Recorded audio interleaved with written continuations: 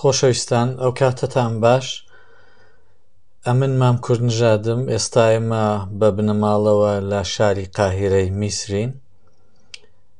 ئەوڕۆ بەڕێکەوت ڕۆژی 26 سەرماوەزی ساڵی 1402 هەتاویە، دەبێت تا 17 ساڵی 2023 زاینی، بەرەو یەکێک لە کۆنترین و بڵین بەنێوبانگترین شوێنە مێژوویەکانی جیهان واتە ئەهرامی سەلاسەی میسر، ئەو سێ کوچکە بەردینانەی کە بەرزترین باڵەخانەی دنیا بوونە بۆ ماوەی نزیک بە 3700 ساڵ.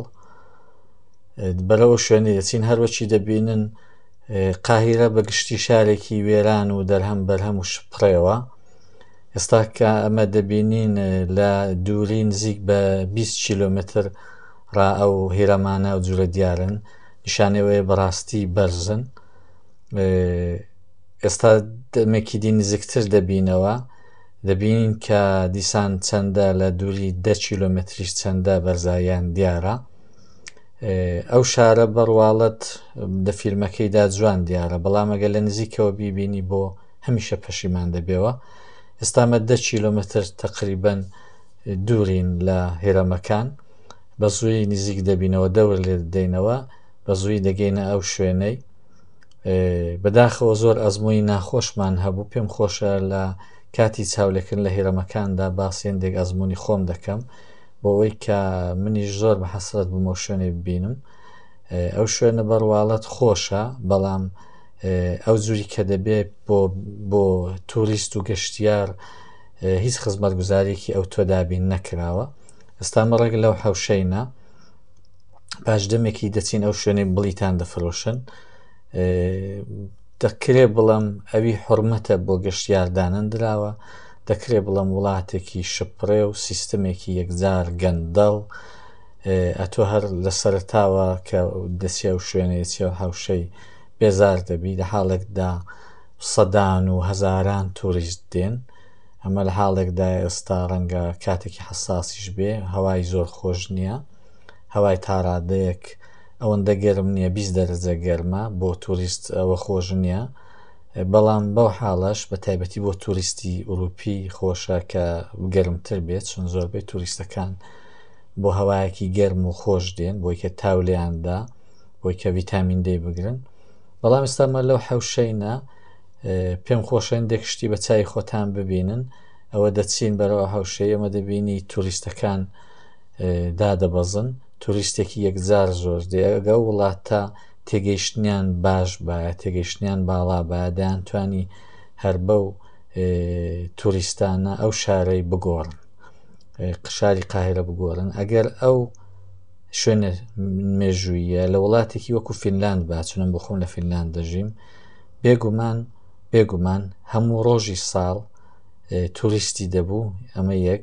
دوژ ئەو وڵاتە پێی بەڕێدەچووە، پێم وایە خۆشترین شوێنی گەشتیاریش دەبوو. هەروەکی چاو دەکەن دەڵێ گوندێکە تەنیا ئەو چەند شوێنەی چووکەی لێ ئەو جێی بڵیتی شتی دەفرۆشن، لەو بەری کە بڵیت دەفرۆشن، ئەمە بەداخەوە ڕۆژی پێشتر لێوێ بووین، چوین هەر لەوێ ڕەنگە و بەر پێیان بکەوی، لەبەرەوەی کە ئەوەندە شپڕێەوە پڕە لە دەڵاڵ و چەتە و هۆقەباز و کڵاوچی. ئێستا ئەو شوێنە بەڕواڵەت زۆر پێشکەوت و دیارە، کەچی هەر لەوێ ئەوە داوا لە کوڕەکەی من دەکات، دەڵێ دەبێ پارەیەکی ڕشوە بدەی، ڕیشۆتی بدەی دەنا وا بە هەسانی بیانوت پێدێننەوە، ئەتۆ تەمەنت چەندە، ئەتۆ لە شۆڕە هاتووی، بۆ هاتووی، ینی گیرت پێدەن تەنیا بۆی کە پارێک لێ بستن، بۆی کە دەزانێت و کات کەمە محتەل دەبی، تەحملت نییە، دەزان تووریست تەحملی نییە، هەرچی فێڵە لێت دەکەن. لە هەموو شوێنێکی ئەو وڵاتەی ڕیشۆت وەرگرتن هەیە، بەداخەوە لێرەشەیە.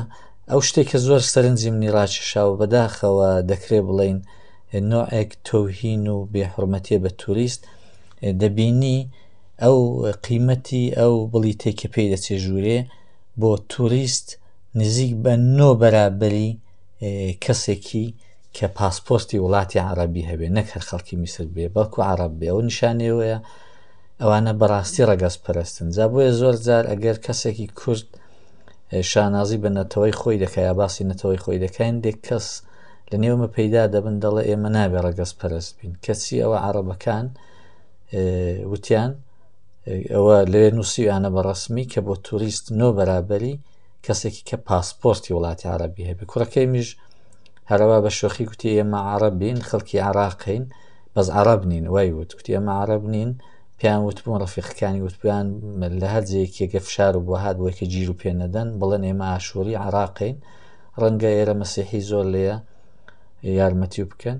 وتی نادەبێ پاسپۆرتی وڵاتێکی عەرەبیت پێ بێ دەناو بڵیتە بۆ قیمەتێ. بڵیتەکە زۆر گرانە، زۆر گرانە. ئەتۆ ئەگەر بتەوێت سەردانی هەموو شوێنەکانی ئەو موزێ بکەی و ئەو شوێنە گەشتیارێ بکەی ڕەنگە بۆ بنەماڵەیەکی 4 کەسی ڕەنگە 200 تا 300 یۆرۆت بچێ، پارەیەکی زۆر لێدەستێنن، زۆر گرانە بەڕاستی.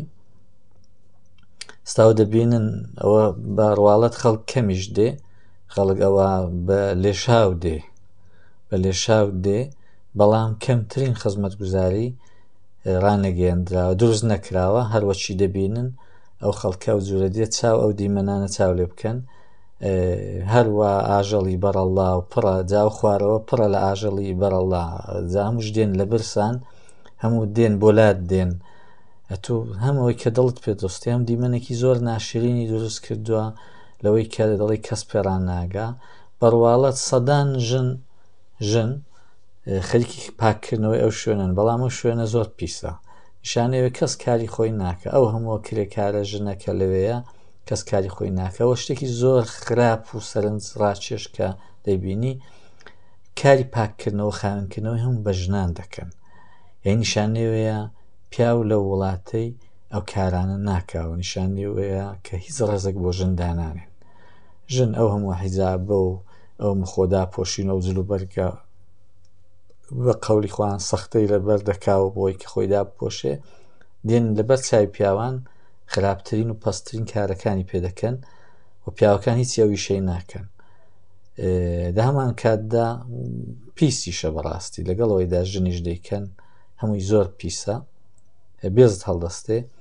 ئەوە یەک دوو جارە کونەی دیتان یەک دوو جار هەندێک کەس وستویانە کونیکەن لە بە درێژایی مێژوو.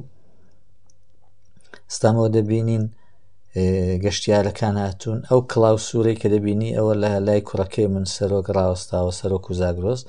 ئەو کڵاو سوورە دەکرێ بڵێ کڵاو چییە بەڕاستی، یەکێک لە قەبازەکانی ئەوێن، ئەوە بەڕواڵە دەڵە وەرە ئەوێت پێنیشان دەمەوێت پێنیشانم، هیچیش نازان، هیچ زانیاریان نییە. بەڵام دوو قەدەمت لەگەڵ بێن، هەتا دوو قەدەمت لەگەڵ بێن پارەیەکە لێ دەستن، داوای $20 لێ دەکەن، داوای $50 لێ دەکەن، جا سەرەتا هەر بە دۆلار و یۆرۆ داوای پارە دەکەن. بۆ هیچیش هەر تەنانەت بێ هەر دوو قسەت بۆ بکەنی، هەر بێ بڵێ وەرە بچین دەورێکی لێدەین، نەک بڵێکی زانیارێکی ئەوتوانێ و کەسانی زانیاری دروستیان هەیە ئەوانە دەگەڵ تیمێکی دێن بە خەڵکی دەڵێن ئەویش پارەیەکی زۆری دەبێت تووڕێک بی کە پێشتر گرتە بێت. هەروەکی دەبینن ئەو بەردانە چەند بەرزن، ئەو پیاوە چینێ یا کۆریا فقط باڵای وێ تەقریبەن. ئێستا ئەو پیاوی کە عەرەبەی کە دەبینن ئەو ڕاوەستاوە وێنەی بگری، دوایە دێ لە کۆڵ من نابێتەوە، دێ پارەی لە من دەوێت، دەڵێ بابەتی ئەوی کە لە وێنەکەی تودا هاتوو پارەم دەوێت، گیری پێدا بووم. ئێمەش پێشتر هێندێک کەسی هاوڕێی منداڵەکانی من کاتبوون ئێرە عەرەب بوون، ڕێنمایان کردین، وتیان هەر کەسێک شتێکی وای هات جواب مەدەنەوە و هەوڵ مەدەن وێنەی لە هیچ کەس بگرن یا لەگەڵ هیچ کەس بگرن، چونەوان داوای پارە دەکەن. لێرە هەر شتێکی کە عەرەبێکی خەڵکی میسرێ بۆت بکە، تەنانەت سڵاو لێ بکە پارە لێ دەستێنێ. بۆیە دەبێ وە بزانی ئەوانە بەگشتی ڕەنگە بێ حورمەتیش بێ، بەڵام دەبێ وە بزانی بە شەر نین، بەلاتدا دەڕۆن و بە قراغیاندا تێپەڕی و تەنانەت چاویشیان لێ نەکەی. چون وەک دکتۆر قاسملووی نەمەروتەیەکی هەیە دەڵە بابی دەفەرمێ ئەگەر تووشی عەجەمان بووی یان بیان گوژەیان لە بەریان هەڵێ دەنا فێڵێکت هەر لێ دەکەن. بەڕاستی عەرەبی میسرش ئەو جوورەن، دەپێیان بیان گوژیان لە بەریان هەڵێ، چونکی قسەت لەگەڵ بکەن سڵاو لێ بکەن بابەتی ئەو سڵاوی پارەیەک لێ دەستێنن، دەڵێ ئێمە سڵاومان لێ کردی و ئەوەمان پێوتی. بۆیە من پێم وایە دەبێت زۆر ئاگاتان لە خۆتان بێ. ئەو پۆلیسانی کە دەبینن لەوێ دەبینی ئەو شت فرۆشانە و دەست فرۆشانە دێن لە خۆڕا شتێکت بە خۆڕایی دەدەنێ، دوایە دەچن بەو پۆلیسەی دەڵێ ئەوە شتەکەی لێ دزین، پۆلیسەکەش هاودەستە لەگەڵەوان، ئەویش دێ گیرت پێدەدان. بۆیە زۆر مەترسیدارە بەڕاستی. ئەوە کوڕەکەی من باڵای نزیک بە 170 وابزانم 170 شتێک نازانم، بەڵام دەزانم ئەو بەردە 1 میترونی و هندێکیان بەرزترن. ئەو دەبێن کوڕێکی جوانی قەدێکی نۆرماڵی هەیە، بەڵام ئەو بەردە نزیک بە باڵای ئەو کوڕەیە. بۆ یەکێک لە شتە سەیر و سەمەرەکانی ئەو هێرەمانە ئەوەیە کە یەکجار زۆرە بەردانە بەرز و پان و بەرینن و سەیرە پیان سەیرە مرۆڤەکان پیان سەیرە کە ئەوانە ئەو بەردانە کاتی خۆی چۆن هاتوون. بەرینایی زۆر یەک لەو بەردانە 1 میترە، درێژاییان 2 میترونیوە و بەرزاییشیان 1 میترونیوە کاردیتەدان بە قەت باڵای تقریبان مرۆڤێکی. خۆم 150 سانتم 159 هندێکان ڕێک بە قەت باڵای من بوون، کەوا بوو بەردێک بە بەرینایی 1 میتر و درێژایی 2 میترونی و باڵای 1 میترونی و بەڕاستی بەردێکی زۆر قورسە. دۆستێکمە بوو دەیکوت من کاری بەرد شکاندن و بەرد کێشان و ئەوانم کردووە، دەیکوت بەردێکی کە 50 سانتیش بێ ئەگە بەرد بێ هەموو لایەکی 50 سانت بێ دەیکوت بە 2-3 نەفەران نەدەگیرا چ بگا و بەردانەی کە ئەو نەیگوت 50 سانت ببورن، دەیکوت بەردێکی 30-40 سانتیش. بەڵام ئەو بەردانە هندێکیان مەزەندە دەکرێت کە 900 کیلۆمتر ئەولاتری میسر لەوێ ڕاهێنرابن و مەزەندە دەکرێت کە 10 تۆن بن هندێکیان. دیارە هەمووی ئەو بەردانێکە و هێرەمانی پێ دروست کراوە ئەوا گەورە نین، بەڵام زۆربیان ئەوا گەورن و جاری وایە هەر ئەو بەردەی ئەوا بە گەورەی لە سەرش دەبینی. بۆیە دیارە کە لەگەڵەوەیدا باڵەخانەکە زۆر بەرزە، ئەوە وەچی دەبینن ئەو هۆقەبازەوە دەوروبەری مەبەرنادا ماوەی نزیک بە نیو سعات بە دوایمەوە داوێڵە دەیهەوێ بە زۆرێک لە جوورەکان فێڵێکمان لێ بکە، هەموو فرت و فێڵێکیشیان دەمێشکیدایە، هەرچی بڵێ ئەوەم ناوێ ڕێگایەکی دیت بۆ دەدۆزنەوە و لە کۆڵ نامنەوە. بۆیە ئەو بە تەجروبە و ئەزمموی من ئەگەر لەوێ تووشی هەر عەرەبێکی بوون ئەگەر نەتانتوانی بیکوژن حتمما لەبەری هەڵێن. ئەوە خزمەتگوزاری هێرەمەکانی میسرەیە چاو لە نێو ئەو بڵین فیبرا کۆنەیدا 15 نوشابە و خواردنەوەیان داناوە و دەیفرۆشن. ئەوە دەکرێت یعنی ئەو شتەی کاوانە دەیکەن ڕێک 30 ساڵ پێش لە شنۆیە ئەمن لە شارێچکەیەکی وەکو شنۆ 30 ساڵ لەمەوبەر کە هیچ پێشکەوتنێکی ئەو تۆژ نەهات بۆ ئاراوە بە نیسبەت ئێستا کاتێک لە مەیدانی فوتباڵی شنۆیە تۆ پێ نووشت دەبوو بەو شتانە نوشابیان دەفرۆش، بەڵام زۆر پێشکەوتوتر لەوەی بوو کە ئێستا ساڵی 2023 لە بەنێوبانگترین شوێنی گەشتیاری دنیا واتە وڵاتی میسر ئەوە شتی لێ دەفرۆشن. جا سیر ئەوەیە ئەتۆگە بتهەوێ ساردیەکی بەدڵی خۆت سارد پەیداکەی ڕەنگە هەر پەیدا نەبێ، چون هەموویەوە چەند کەسێکن شتەکان دەفرۆشن، بەڵام لە هەمان کاتدا بۆ گوێبڕین و قۆڵبڕینی خەڵکی پڕپڕە لە عەرەب هەر دێن بە قسە گوێت دەبڕن. ئەوە وەچی دەبین کوڕەکەی من کارتی بانکەکەی دەنێوانە و بەردان دەنیە سەیر و سەمەرەیە ئەوەیە کە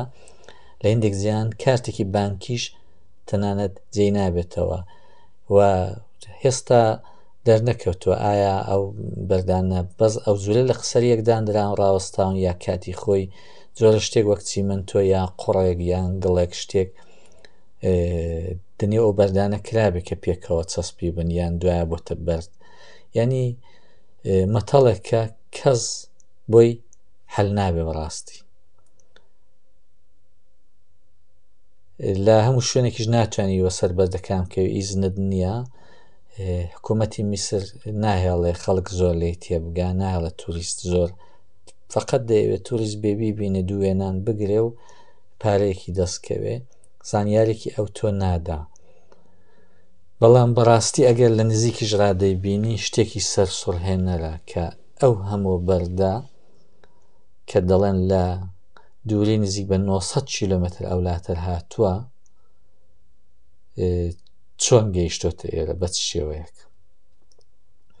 ئەوە کوڕەکانی منن ئەگەر لە هەمووی فیلمەکەی تێدا دێن ببورن ئەوەش سەیزادە هاوسەری منە بارحاڵ ئەمە پێکەوە چوبینە سەفەرێ و سروشتیەکە دەبەشێک لە فیلمەکەیدان هەوڵمدا لە هەندێک بەش لە فیلمەکاندا دیمەنیوان نهێنم بۆی کە زۆریش دووپاتەن نەبێ و ئێوەش وەڕەز نەبن بەڵام پێشم خۆش بوو دیمەنی بنەماڵی خۆمدا و فیلمەیدا بێ.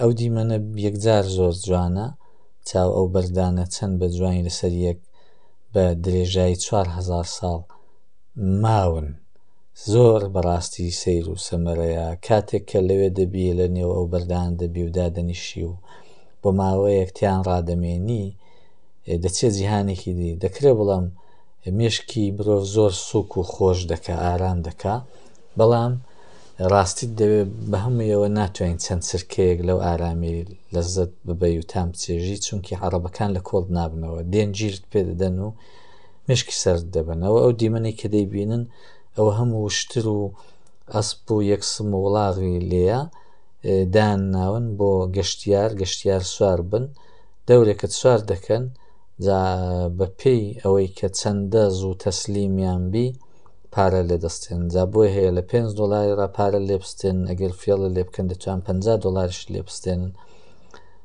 ئەما من بۆ خۆم تەنانەت ئەگەر کەمترین پارە لێ بستێنن فکرم لێ کردەوە ڕەنگە هەر خاوەنی هەر وشترەی ڕۆژێ $200 داهات بێ کە کەم نییە بەڕاستی.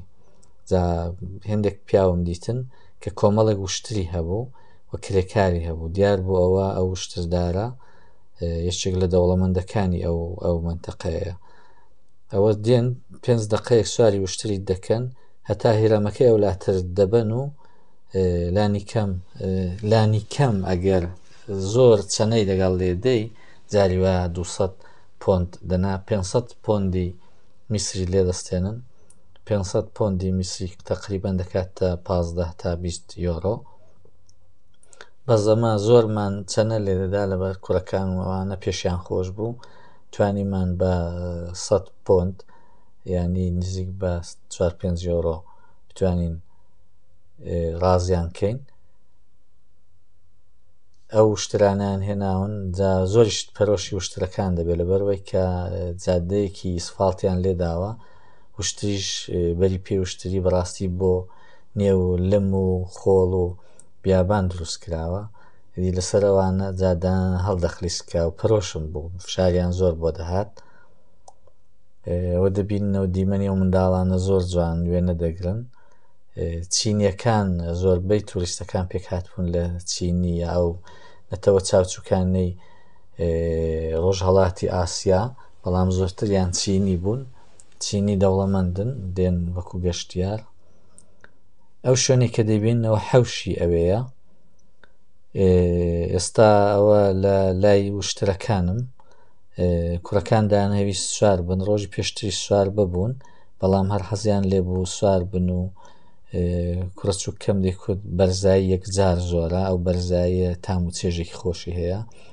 ئەمن خۆم سوار نەبووم لەبەرەوەی کایندێک نەخۆشی تایبەتم هەیە کە ڕەنگە دروست نەبوو سوار بم دەنا زۆرم حەز لێ بوو سواری وشتر بم بەڵام لە نزیک ڕاوشتر دیتن زۆر خۆشە وشتر ئاژەڵێکی زۆر مند و قوڵ و ئارامە هەرچەند دەمولوتی بەڕاستی ناحەز و نالەبارە بەڵام ئاژەڵێکی زۆر هەژار و فەقیر و هێمنایانی بێدەنگە بەردەوامیش هەر خەریکی کاوێژەیە بەدەوام کاوێژ دەکا بەس بۆنی وشتر و بۆنی ئەو تێڕ و جەواڵ و شتەی دەتباتەوە ئەو فیلمە قەدیمیانە یان منداڵی من کە نزیک بە 40 ساڵ پێش من لە گوندی دەژیام هەندێک بۆن و بەرامەی گوند و خۆڵ و ئەوانە لادێ و ئەو شتانەی هەیە هەندێک شتیش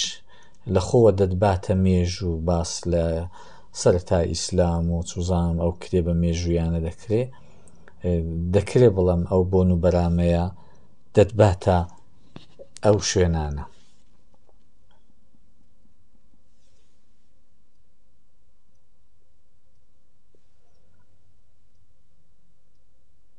ئەوە دەبینن بنەماڵەکان ئەوانە هەندێکیان بۆی هەیە هەر عەرەبی میسر بن، خەڵکی عەرەبیش دەهاتن بۆ چاولێکردنیان، دێن وێنە دەگرن. ئەو شوێنێک کە دەیبین ئێستا ئێمە من لەگەڵ سەرۆک و سەیزادەی دانیشتوم، زاگرۆس فیلمەکەی دەگرێت. ئەو شوێنە حەوشی ئەو هێرەمانەیە بەشێک لە حەوشەکەیتی کە تێک نەچۆ خۆی ماوەتەوە. ئەو بەردەش بەردێکی زۆر تایبەتە، ئەم زۆر زانیاری لەسەری نییە ڕاستی، بە تەمایوەش نەبووم زۆر زانیاری کۆکەمەوە، ئەمن لەبەرەوەی کە کاتەکەی زۆر کەمە، ئەگەر قرار بێ بچی بەپرسی بڵێ ئەوە چیە ئەوە چییە، 3-4 ساعت کاتە زوو حکوومەتی میسر دای دەخانایەڵە خەڵک زۆر چێژ ببینێ، بۆی کە زوو پێڕابگەین ئەمن نەمپرسی، بەڵام دیار بۆ بەردە سەرنجی تووریستانی زۆر بۆ لای خۆڕاکێشا بوو، چونەوە بەردە فەرقی لەگەڵەوە بەردە هێرەمەکانی پێدانراوە. ئەو بەردانش هەروەشی دەبین کە لە حەوشەکەی دانراون، ئەوە بەرز و چاوە و تاشە بەردەی چەند بەرین و درێژە، یعنی تا ئێستا شعوری مرۆڤ بە هیچ ئەنجامێک نەگەیشتووە کە بزانێ ئایا ئەو بەردە چلۆن ڕاگوازراوە بۆ ئێرە لە دووری نزیک 900 کیلۆمتر دا بڵین بە کەشتی و ئەوانە هات بێ، بەڵام هەتا چۆمی ڕووباری نیل هاتووە، لە ڕووباری نیل ڕا بۆ ئێرە مەودایەکی زۆرە، لەوێ ڕاچۆنیان هێناوە 3700 ساڵ پێش، ینی سەیرە، ینی هیچ هەتا ئێستا هیچ تێۆریەک نەیتوانیوە وەڵامیەوەی بداتەوە. ئایا حکوومەتی میسر شتێکی دەزانیان نا؟ بێگومان پێدەچێت نەشزانێ، لەبەرەوەی کە زانیاریەکان دەزان هەر دەکرد وە لێکۆڵەرە خارجیەکان چوونە شتێکیان هەردەوت، وەلی هەتا ئێستا هەر تێۆریان بۆ داناون، بەڵام حەوشەکەش تەنانەت لەوەی دروست کراوە وەکی دەبین هێرەمی چووکە چووکەشی زۆر لێیە، بەگشتی میسر هێرەمی زۆر لێیە، سەدان هێرەمی لێیە، و لە وڵاتانی دیکەی ئەفریقاییش هەیە، لە سوودانیش هێرەمی زۆر گەورەی لێیە، بەڵام گەورەترینی ئەو هێرەمانە هەروەک دەبینن ئەو سێ هێرەمەنە کە ئەوڕۆ ئێمە لەوێین لە وڵاتی میسرن، ئەو هەرەمانی دی ڕووخاون، ئەوانش قەبری خزم و کەسەکانی فیرعاونیان لێبووە، یعنی نیشانەیە کە پاشایەکانی میسر ئەو کاتی تەواو خۆیان پێجیاواز بوو لە خەڵکی ئاسایی و هەرچەند بەداخەوە لە هەموو حکوومەتەکان دا ئێستاش لە وڵاتانی لای ئێمە ڕۆژهەڵاتی ناوەڕاست ئاسیا وڵاتە عەرەبەکان هەر سیستمی دەسەڵاتدار یا کەسانی دەسەڵاتدارن هەر جیاواز لە خەڵکی ئاسایی دەژین. ئەوە وەک وڵاتانی ئەوروپایی نییە، بۆ وێنە من لە فینلاند دەژیم، سەرۆک کۆماری فینلاند کاتێک ژنەکەی منداڵی دەبوو چۆن نەخۆشخانەی دەوڵەتی و نەچۆن نەخۆشخانەی تایبەت، کوتی ئەمن لەگەڵ ئەو خەڵکی فەرقم نییە و خزمەتگوزاری نەخۆشخانەی دەوڵەتیشم پێ زۆر گونجاوە. بەڵام فیرعاونەکانی میسر ئەوە تا خزم و کەسەکانیشان تەنانەت لە هێرەمی چووکتردا ناشتووە، ئەو شوێنەی بینی. بەڵام ئەو حەوشە بەڕاستی ئەو حەوشەش چێژێکی تایبەتی هەیە، هەروەکی گوتم ئەگەر لێگەڕێن ئەو دەڵاڵ و کڵاوچی هۆقەبازە میسریانە لێگەڕێن کە تۆ جار و بار بەدڵی خۆت تێبفکری دە و دیمەنانە دانیشی بۆ ماوەیەک تیان بڕوانی و بیر بکەیەوە و بچێ دەفکران و بۆ ماوەیەک ئارامت لێت گەڕێن ئارامبی، دیمەنێکی زۆر خۆشە. بەڵام باوەڕ بفەرمونون لێت ناگەڕێن بەس بۆ پارە داواکردنی، ئیوایە دێ لە خۆڕایی دێ عەکست دەگەڵ دەگرێ، وێنەت دەگەڵ دەگرێ، ئیوایە دێ سڵاوت دەکا، ئیوایە دێ جەمەدانەکەی بەسەر چاوتدادا دەڵە بابەتیوی پارەیەکم دێ. ئەو دیمەنە زۆر جوانە، ئەوە جادەیەکی سفالتە لە دەوری هێرەمەکان لیانداوە، جادەیەکی بچووکە لیانداوە زۆر جاوە. ئەوەی کە دەیبین ئەوە هێرەمە گەورەکەیە، ئەوەی کە ئێستا پێم نیشاندان هێرەمی لەوەی چووکەتر بوو، ئەوە بوو کە من پێمان نیشاندان، ئەو هێرەمەی دی زۆر گەورەترە، بەڵام نازام هۆکاری چیە خەڵکەکەی زۆرتر دەبەن هێرەمە چووکیان پێنیشاندن، ئەوە جێی پرسیارە، حتمەن هۆکارێکی ئەمنیەتی هەیە کە نایانەوێت خەڵک بزانێ. ئەو جادەیە دروست کراوە و کەر و عارەبە و ئەسب و ئانەی پێدادێ، خزمەت گوزارێک نییە، چاو بۆی کە خەڵک وەسەرکەوێ خەڵک خۆیان بەردیانداناوە و یعنی ئەوەش هەندێک کۆمەڵێک قەبر و شوێنی قوڵن چاڵی قوڵن زۆر قوڵن بە ڕەنگە 10 میتر 15 میتر قوڵ بن و چاڵانە دڵنیام هەر کەس تێکەوێ بە ساغی نایەتەوە دەرێ. خراپیە و شوێنەی دەوەیدایە کە ئەگەر مناڵێک شتێکت دەگەڵ بێت چونکە هیچ هێمایەک نییە هیچ نیشانەیەک نییە کە قوڵن یان جێگای قوڵی لێیە حتمما تووشی ڕووداوێک دەبن بە تایبەتێگە مناڵ لەگەڵ بێ ئاگاو لێ بێ هەر مرۆڤی گەورە شتێ بکەوێ ڕەنگە بە حەوت جیانی بشکێ دڵنیام نجاتی نابێ لە بادی دەرونیشی وەگە منداڵ تێبکەون زۆر خراپە. هەتا ئێستا لەگەڵمان بوون زۆر سپاس تکا لە بەشەکانی دیش لەگەڵمان بن دڵنیابن دیمەنی باشتر و ئەزمموی زۆرتریشتان بۆ باز دەکەین زۆر سپاس لەگەڵمان بن.